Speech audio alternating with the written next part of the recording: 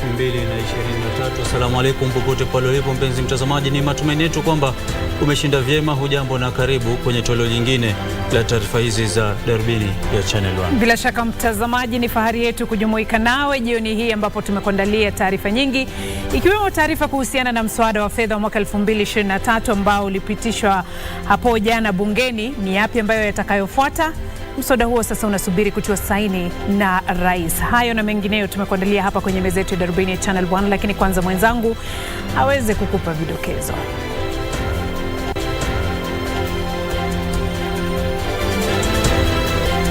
Mswada wa fedha mwaka 2023 usubiri kutiwa sahihi na rais baada ya kupitishwa na bunge la kitaifa. Naibu gavana wa kaunti ya Siaya William Odul adai kutimuliwa kwake kulishawishiwa kisiasa na gavana James Orengo. Wakenya na wanufaika na mpango wa Inua Jamii kuanza kupokea pesa zao juma lijalo.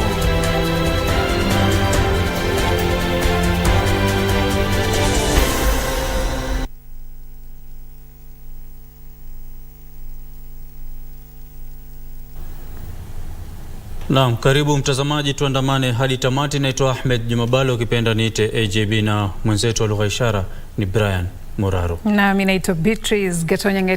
Karibu kwenye taarifa zetu jioni ya leo. Mswada wa fedha wa mwaka 2023 unasubiri kutiwa saini na rais baada ya kupitishwa na bunge la kitaifa jana usiku. Wabunge 184 walipiga kura kupitisha mswada huo uliozua utata, huku wenzao 84 wakiupinga. Mswada huo ulipendekeza miongoni mwa mengine nyongeza ya ushuru wa thamani almaarufu VAT kwa mafuta kutoka 8% hadi 16%. Jefferson Maina anaripoti zaidi. Usemi kwamba wengi wape ulidhirika bungeni wakati wa bunge waliunga mkono mswada wa fedha wa mwaka 2023 walipopitisha baada ya siku 3 za mjadala mkali kati yao na upinzani. It is taxpayers' money that has been paying the remaining 8%, and that is a fact. So this 8% that you have been subsidizing by charging VAT on fuel at 8% on for all the other supplies 16%. It means it is taxpayers' money that was paying this 8%, and this is what this proposal is curing. When we were campaigning last election, Kenya Kwanza told us when they were launching their plan that the problem with fuel is taxation. We are going to look into taxation and we are going to reduce taxes on fuel. Now today, this afternoon, in a broad daylight, on the 22nd of June, they are telling us to increase taxes on fuel. What a paradox it is, Madam Chair. Members are aware all marketers in this country have taken advantage of the varying interest rates. The problem that we have with claims, VAT claims on input tax, is because of these varying interest rates, and that is a fact that you cannot dispute. Mswada huu ambao unasubiri kutiwa sahihi na rais unapendekeza nyongeza ya ushuru wa dhamani kwa bidhaa za mafuta kutoka 8% hadi 16%, pamoja na ada ya 1.5% kwa mishahara, kupiga jeki mpango wa ujenzi wa nyumba za gharama nafuu.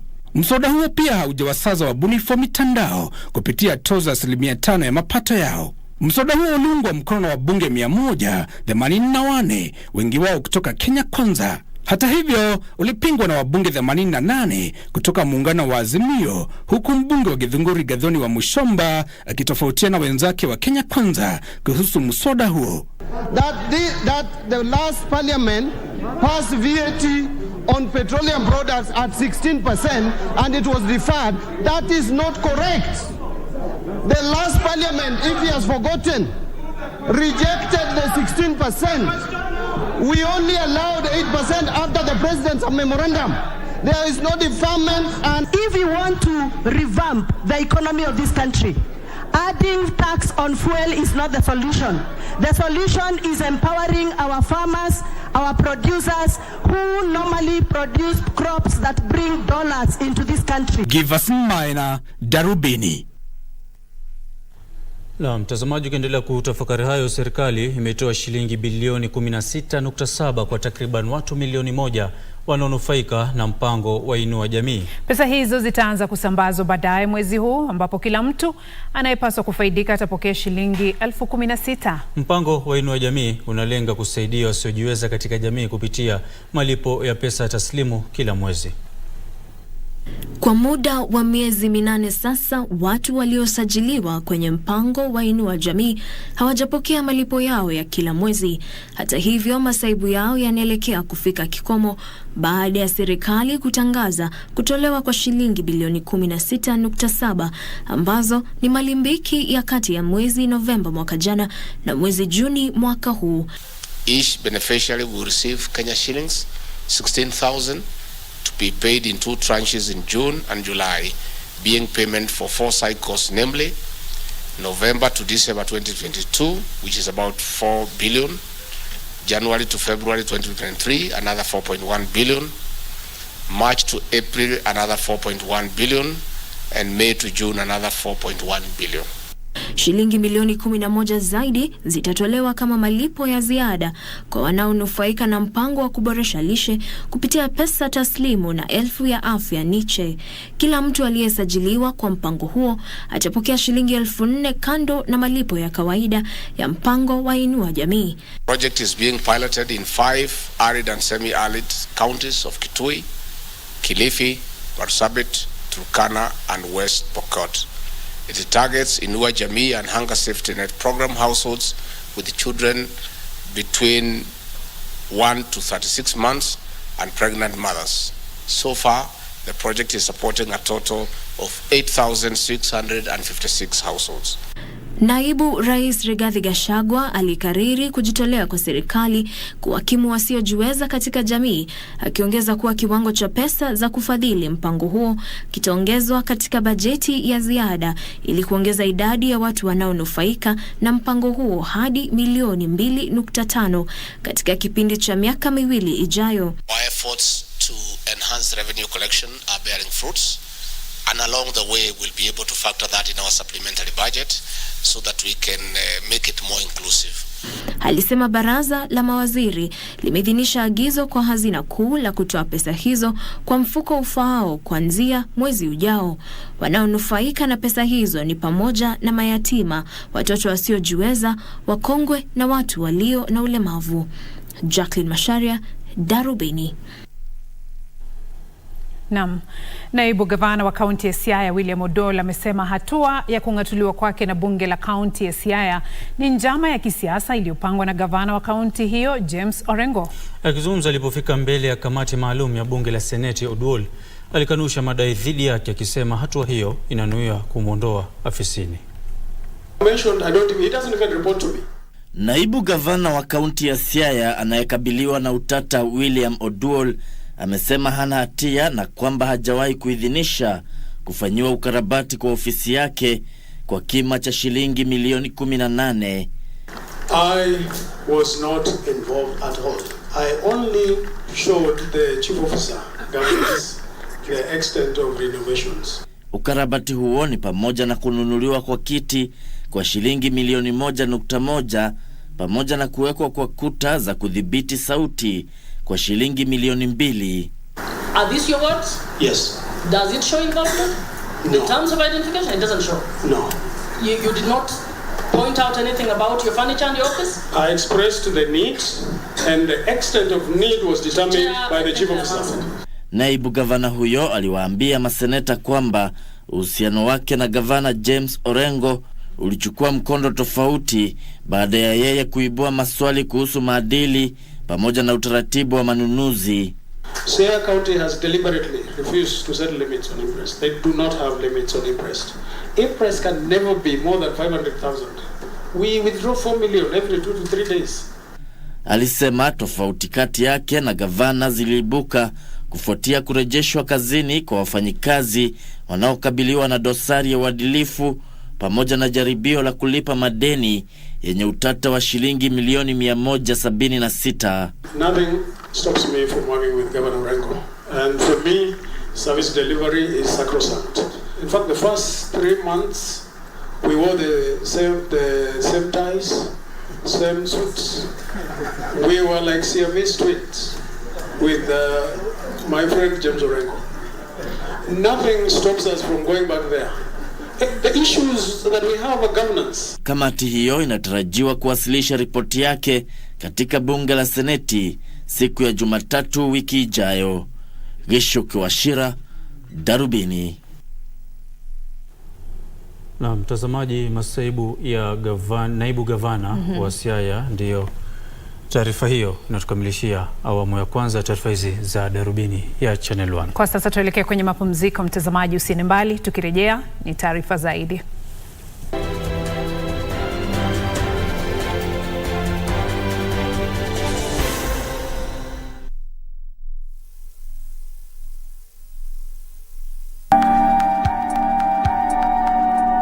Usijali, tutakutembelea kamiti. I am a very bad person. Biashara yenu inapita? Baba Felix sana makosa yoyote. I hired a new lawyer. Polisi wamesemaje? Who sent the video? That video proves nothing. Then it will be too bad if that girl disappears forever. Imefika paka wewe umekaliwa na mwanamke. Ai, Jemedali ni mwanaume, anatakiwa kutunzwa. Tena anatunzwa na nani? Mimi na wewe.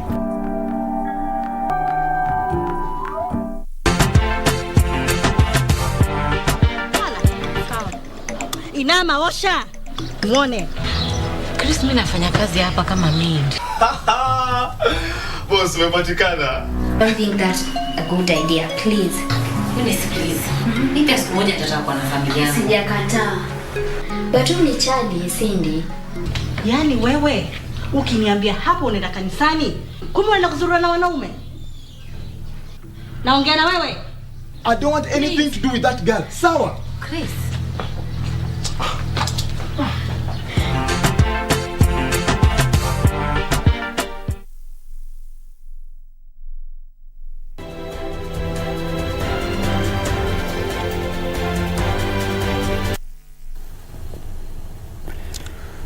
Na mtazamaji, karibu kwa sehemu ya pili ya Darubini. Rais William Ruto ametoa wito wa kuwepo kwa mfumo wenye usawa wa kifedha duniani utakaohakikisha matumizi mwafaka ya rasilimali. Akizungumza leo wakati wa mkutano na Rais wa Ufaransa Emmanuel Macron pamoja na mashirika ya kifedha, Rais Ruto alieleza kwamba rasilimali hazifai kudhibitiwa na Benki ya Dunia wala Shirika la Fedha Duniani, ila mfumo mpya wa kifedha ambapo mamlaka ya udhibiti rasilimali hayataachiwa wachache. Rais William Ruto amesema bara la Afrika halihitaji usaidizi bila malipo na kwamba kuna haja ya kubuniwa kwa mfumo mpya wa kifedha ambapo ugavi rasilimali hautadhibitiwa na wachache. Ruto aidha alisema hatua hiyo itahakikisha upatikanaji wa haki kuhusu rasilimali. Aliongeza kuwa mataifa hayawezi kupiga hatua iwapo mambo hayaendi pasavyo. Alisema haya leo wakati wa mazungumzo na Rais wa Ufaransa Emmanuel Macron, meneja mkurugenzi wa Shirika la Fedha Duniani Kristalina Georgieva, pamoja na Rais wa Benki ya Dunia Ajay Banga katika kongamano jipya la mkataba wa kifedha wa kimataifa linaloendelea jijini Paris. Awali Ruto alifanya mashauriano na Rais wa Colombia Gustavo Petro ambapo waliafikiana kushirikiana katika nyanja mbalimbali kama vile biashara na kilimo. Baadhi ya mashirika ya kijamii yanatoa wito wa ulinzi wa watoto kupewa kipaumbele wakati wa dharura. Mashirika hayo yakiwemo Save the Child, World Vision na lile la Msalaba Mwekundu wanaitaka serikali kuhakikisha kuwa maslahi ya watoto yameorodheshwa katika mfumo wa kutayarisha bajeti. Dhuluma dhidi ya watoto ni hali halisi ambayo inazorota zaidi wakati wa dharura kama vile mafuriko, mikasa ya moto, ukame na vita. Haja ya kuwalinda watoto wakati wa majanga haya imechochea kuundwa kwa kanuni za ulinzi wa watoto wakati wa dharura. Kuimarisha ushirikishi, mipango kabambe na hatua za haraka ni miongoni mwa masuala yaliyoangaziwa. Issues of early marriage, FGM defilement is also captured within the report. We have child preparedness and planning. We have the response that I had mentioned. Then the recovery, where we have the resilient strengthening. We have child protection emergency monitoring and evaluation. child protection mainstreaming. Akiongoza wakati wa uzinduzi wa kanuni hizo jijini Nairobi, katibu katika kitengo cha kushughulikia watoto Shem Nyakutu alikariri kujitolea kwa serikali kuwa kwenye mstari wa mbele katika utekelezaji wa ajenda ya watoto na kudumisha haki zao. Ministry is committed to ensuring the full implementation of the act and providing the necessary support and guiding. I would like to emphasize that as duty bearers, we are obliged and not only legislated to develop policies and guidelines that will be able to swiftly enable our citizenry to save and safeguard the rights of our children. Doreen Arange, Darubini. Tukiachana na taarifa yake Doreen Arange, wataalamu wa upasuaji wa miili wanakabiliwa na changamoto ya kubaini kiini cha maafa ya kwa miili iliyofukuliwa kutoka shamba la Shakahola linalohusishwa na mhubiri Paul Mackenzie. Kwa mujibu wa mwanapatholojia mkuu wa serikali Johansen Oduor, baadhi ya miili imeoza kupita kiasi na kufanya vigumu kubaini chanzo cha vifo. Kulingana na mwanapatholojia mkuu wa serikali Dr. Johansen Oduor, ilibainika wakati wa shughuli za upasuaji wa miili hapo awali kwamba vifo vingi vilitokana na njaa, huku baadhi ya miili ikipatikana na alama za kunyongwa na mingine kupatikana na majeraha yaliyosababishwa na vifaa butu. Dr. Oduor na wenzake walifanya uchunguzi kwa miili 22 ikiwa ni pamoja na miili 13 ya kike, 3 ya kiume, huku uchunguzi kwa miili 4 ukikosa kubainisha jinsia za waliofariki kutokana na kiwango cha juu cha kuoza. The more the bodies stay out there, the more it becomes very, very difficult to determine cause of death, because remember, these are bodies which have been buried without any form of preservation being done on them. So you find that the more they stay there, the more they decompose. You find that tissues are already decomposed, so that in the extent that you are unable to even see any tissue. Oduor ameongeza kwamba miili 14 ilikuwa ya watoto, huku 7 ikiwa ya watu wazima, huku umri wa mwili mmoja ukikosa kubainika. Other than skeletal tissues which will take longer to deteriorate, which we are not seeing any fracture and all that on them, it may be difficult to determine what's the cause of death. However, we are using the general finding which you saw in the bodies which were fresh, whereby we are seeing that there are more of them were just starvation.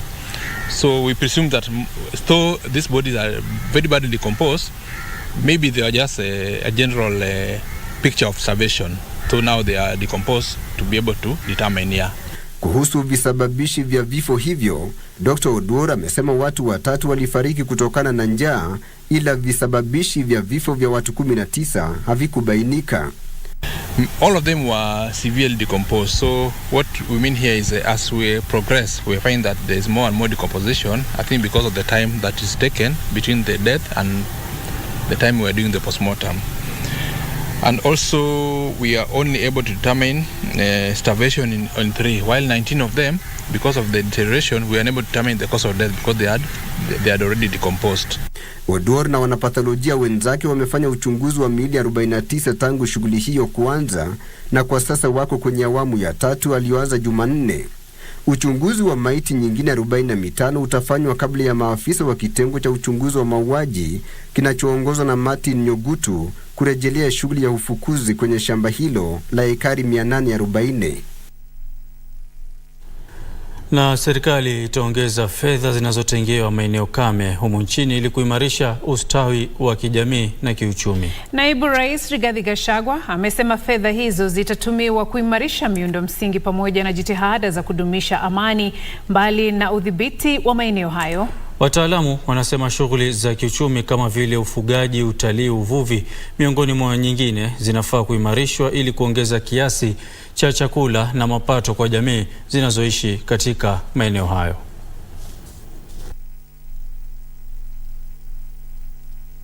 This conference could not have come at a better time. In fact, in my reasoning, it is late. The future of our food security and the existence of our very country is domiciled in the ASAL's areas. And therefore, this partnership with Kipra to develop policy on the possible interventions to turn the ASALs from a food deficit area to a surplus one is the panacea for sorting out not only our food security, but our economy as a country. The lands are vast, the climate is right, the soils are good. All we need is water, roads, security, and the right interventions. Na mtazamaji, tuangazie taarifa za biashara. Lemoka yuko upande ule mwingine, atakuwa akikuelekeza viwanjani, na kisha baadaye tutakuwa tukiangazia lugha ishara. Serikali inamtafuta mwekezaji mkuu kunusuru kampuni ya huduma za mawasiliano ya Kenya ama Telkom Kenya, ambayo ilinunuliwa mwaka jana ili kupunguza visa vya udukuzi wa taarifa muhimu za serikali. Waziri wa habari, mawasiliano na uchumi dijitali Eliud Owalo amesema serikali inapania kutumia shilingi bilioni 7.2 kulipa madeni ya Telkom Kenya. Taarifa kamili ni kwenye mseto wa biashara. Hali ya kifedha ya kampuni ya Telkom Kenya ni hafifu licha serikali kununua 60% ya hisa za kampuni ya uwekezaji ya Halois. Aidha, serikali inamtafuta mwekezaji mkuu kulipa deni la zaidi ya shilingi bilioni 7.2 linalodaiwa kampuni ya Telkom Kenya. Be no periodic payments coming from the end of Telecom. American Towers has gone ahead and shut down some critical infrastructure pertaining to Telecom. You are aware that some of the infrastructure in possession of Telecom are of national security nature. Wakati huo watetezi wa haki za wanyama wametoa wito kwa waziri wa kilimo Mithika Linturi kudumisha marufuku ya kuchinja punda na uuzaji wa bidhaa za punda katika nchi za nje. Mwenyekiti wa chama cha kutetea maslahi ya punda Titus Sagana anataka marufuku hiyo idumishwe kwa miaka 15 ili idadi ya punda iweze kuongezeka baada ya kupungua kwa kiwango kikubwa. Over 300,000 donkeys slaughtered generated a gross revenue of 1.82 billion shillings. Hatimaye, chama cha wahudumu wa hoteli kimesema matuzo ya 1.5% kwenye mswada wa fedha wa mwaka huu yatachangia ongezeko la gharama kutekeleza biashara katika sekta ya hoteli. Afisa mkuu mtendaji wa chama hicho Mike Masharia amesema pendekezo la kuongeza ushuru ziada wa dhamani VAT kutoka 8% hadi 16% pia litaathiri sekta ya utalii humu nchini. Masharia anasema mbali na kuongeza michango kwa hazina ya malipo ya uzeni NSSF na hazina ya bima ya kitaifa ya matibabu NHIF, ushuru huu utakuwa mzigo zaidi kwa waajiri na kusababisha ongezeko la gharama ya utekelezaji biashara humu nchini. Businesses, we had given submissions that we don't want anything that will increase the cost of doing business. And we gave those submissions to Parliament, we gave the submissions to His Excellency the President, and hence the reduction to 1.5%. Frederick Moki, Darubini.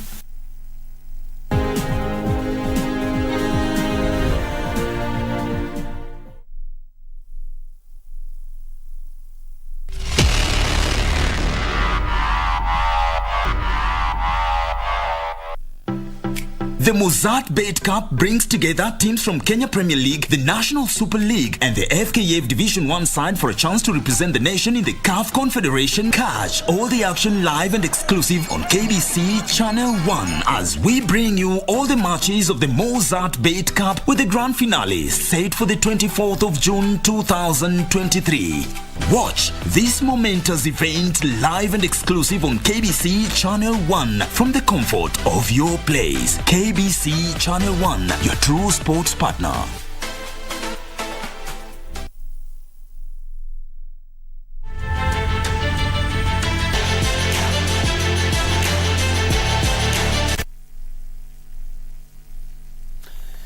Naam, vizuri sana. Hujambo popote ulipo mwana spoti, karibu tudodose viwanjani. Mimi ni Art I Limoka na moja kwa moja tuanze na taarifa inayohusiana na naibu rais Rigathi Gachagua ambaye sasa amesisitiza kujitolea kwa serikali ya Kenya kuhakikisha mashindano ya mbio za magari ya WRC Safari Rally Kenya yanasalia katika kalenda ya kimataifa. Gachagua aliyesema hayo wakati alipoanzisha rasmi mbio za mwaka huu za WRC Safari Rally Kenya katika uwanja wa Uhuru Park hapa jijini Nairobi. Mashindano hayo yanaadhimisha miaka 70 tangu kuzinduliwa humu nchini.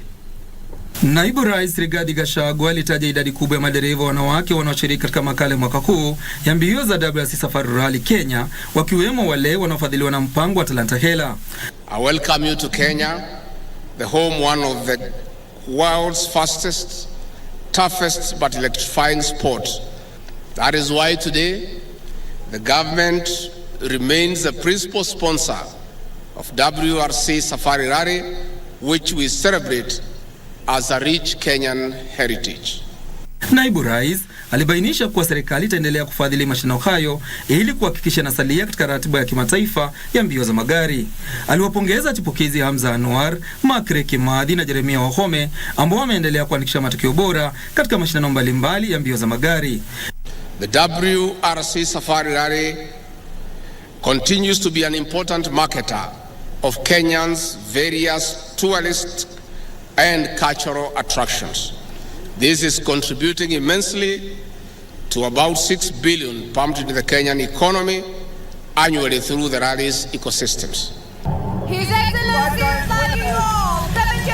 Dereva mashuhuri Carl Flash Tundo na Tim Jesop wakiendesha gari aina Skoda Fabia walikuwa wa kwanza kuondoka jukwani, wakifuatiwa na bingwa mtetezi wa mbio za KNRC Karan Patel na Tausif Khan, Makre Kimathi na Mwangi Kioni, na kisha Diego Dominguez wa Paraguay, Hamza Anwar na Adnan Dena. Government is sponsoring 5 all-women crews to participate in this rally as part of this celebration. His Excellency the President took the opportunity of flagging off the 70th anniversary celebrations to launch the first ever rallying school in Kenya. Kenya Broadcasting Corporation is the rights holder of WRC Safari Rally Kenya, and we invite Kenyans to be glued on their TV to watch the rally as we bring the 70th anniversary of rally in Kenya. Baada ya kushiriki katika awamu maalum ya kwanza uwanjani Kasarani, magari yataelekea Loldia 1, Kendong 1 na Jiodhamo 1 kesho.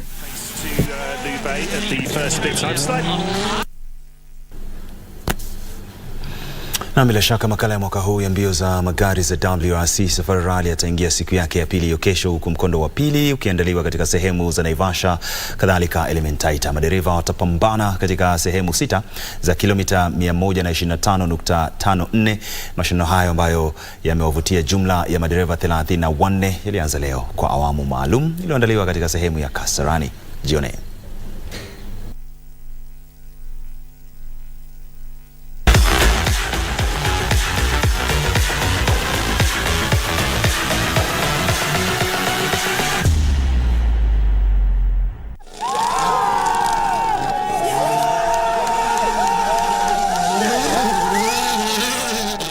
Mashindano ya mbio za magari za WRC Safari Rally yataingia siku yake ya pili kesho huko Naivasha, huku magari yakipambana katika awamu 5 za kilomita 125 katika eneo la Jiodhamo, Kendong na Loldia.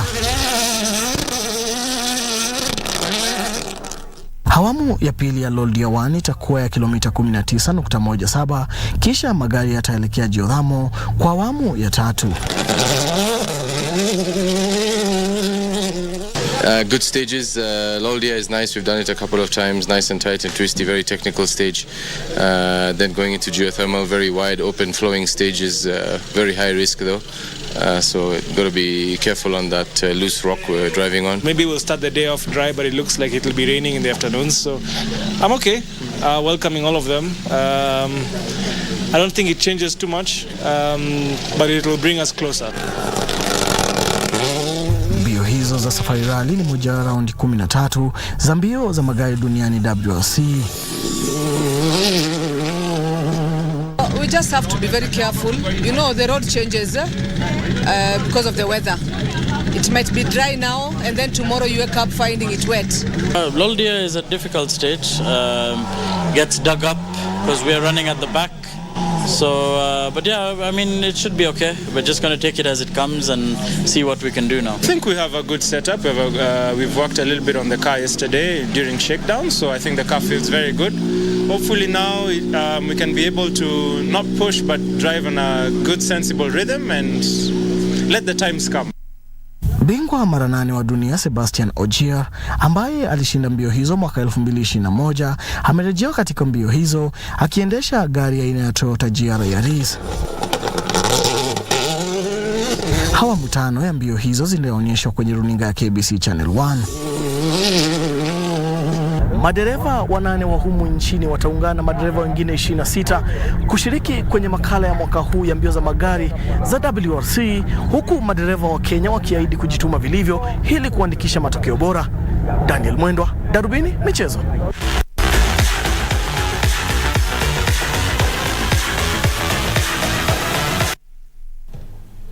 Bila shaka shukrani sana Daniel Mwendwa kwa taarifa hiyo mubashara kutoka huko Naivasha. Huko Kasarani, dereva Ot Tanak wa Estonia ndio aliibuka mshindi katika awamu hiyo speciali kabisa, alafu Mfaransa Sebastian Ogier aliyeshinda mbio hizo mwaka wa 2021, yani sehemu hiyo ya Kasarani, akamaliza wa pili. Kama ulivyojuzwa hapo, ni hatua 5 special stages 5 pekee ambazo tutakuletea moja kwa moja kati ya 19. Hivyo basi weka miadi nasi.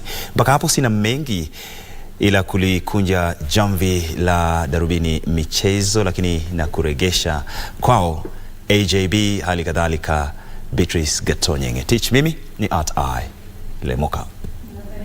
Mwache Lemoka elekee Naivasha au sio? Wenyewe nakuita Vasha, sio? Vasha. Nimemsikia akizungumza wiki nzima. Nadhani hajakuwa kilala akisubiri kwenda na Vasha samahani kama nimesema mwenzangu. Na mtazamaji, bila shaka na leo wanafunzi wanasema kwamba wamegoma, wataki kuingia darasani, hakuna lugha ya ishara. Niseme nini mwalimu kama wanafunzi hawataki kuingia darasani? Nitasema hadi wiki ijayo. Imekuwa fahari yetu kukuletea Darubini ya Channel 1 mtazamaji. Hatuna la ziada ila sasa kulikunja jamvi hili la Darubini. Imekuwa fahari yetu kukuletea Darubini. Mimi naitwa Beatrice Gatonye. Mimi naitwa Ahmed Juma Bhalo. Kinita AJB pia nitaitikia, na mwenzetu wa lugha ya ishara ni Brian Moraro. Tukutane wiki ijayo. Asalamu alaykum.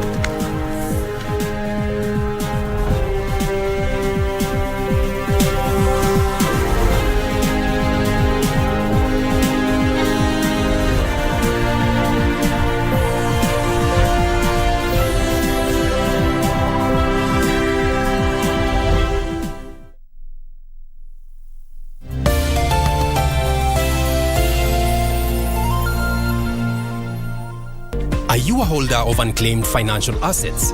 Surrender unclaimed financial assets today and avoid the last-minute rush. Take advantage of penalties and fines waiver ending June 30th, 2023.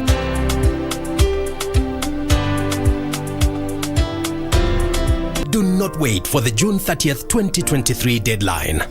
Unclaimed Financial Assets Authority. Receive, safeguard, reunite. The future is hands-on, and Sensei College is at the front line of technical institutes in Kenya, offering practical and skill-based courses accredited by all concerned bodies, TVETA, NTSA and NITA. Sensei College offers driving and plant operator, cosmetology, fashion and design, mechanics, hydroponics and irrigation, installation, building construction, hospitality, photography and video production, electrical and electronics repairs, and ICT courses. Get free plant operator training when you enroll for plant mechanics, free driving when you enroll for motor vehicle mechanics, and free riding when you enroll for motorcycle mechanics. The requirement is an ID only, with intakes every first week of the month. We have 2 campuses in Nakuru and Nairobi. We provide meals and accommodation. Sensei College. My skills, my future.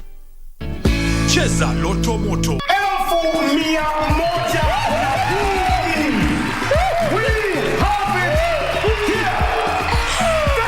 Kwa majina naitwa Alex Odur, natoka Kamulu. Ashwa leo imekuwa poa. Nilikuja na confidence nikijua naenda kuwin. Na nimewin 100,000 ndio hizi hapa. Wale wanacheza Loto Moto waendelee, ni kitu ya ukweli. Loto Moto, endelea kucheza kila siku. Usisahau kucheza Loto Moto. Shinda milioni 2 kila siku kwenye M-Pesa. Chagua lipa na M-Pesa. Paybill number weka 757070. Account number andika neno Loto. Weka kiwango chochote cha pesa kuanzia shilingi 50 hadi 2,000. Lipa kisha subiri draw. Master your financial wellness. Here are essential tips to build and secure your savings. Develop a budget. Calculate income and expenses. Create a budget tailored to your goals. Be a smart borrower. Borrow responsibly. Ensure repayments fit your budget. Make every shilling count. Save intentionally. Put aside a shilling for every 5 spent. Ignore fraudulent calls. Protect your info. Never share passwords or PINs. Banks won't ask. Take charge of your future today by saving to make every shilling count. This message is brought to you by the Kenya Bankers Association and its